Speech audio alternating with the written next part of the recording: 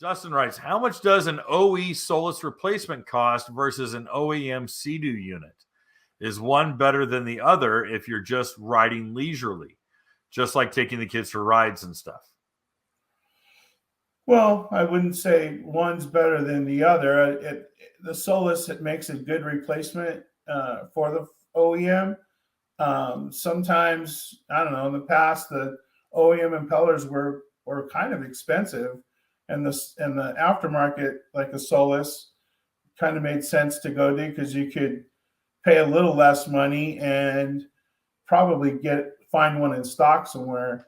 Sometimes the OEM ones are a little harder to get, depending on the models and the time of year. But yeah, that's just sometimes they will add some performance that the OEs don't have. But in the past 10 years, or 15 at least, the manufacturers aren't leaving a lot on the table for the OEM or the aftermarket to come in and sell you an impeller that makes huge differences.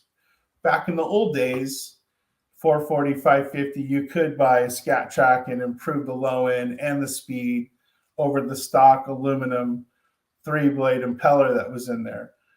Those days kind of went away in the late 80s, 90s. So, after 90, I would think just about everything had a stainless impeller of it, whether it was the right pitch or not. So They used to leave the manufacturers used to leave a little on the table for the aftermarket guys, but today they do a pretty good job of making sure that each craft can potentially do its, what it's supposed to do when they sell it off the showroom floor. Hey guys, thanks for hanging out. This clip was taken from our weekly podcast that we record here every Sunday night at 8 p.m. Eastern Standard Time. If you want to watch the whole video, you can go to the Watercraft Journal's YouTube channel, go to playlists, and then click on live sessions. You're going to see it there.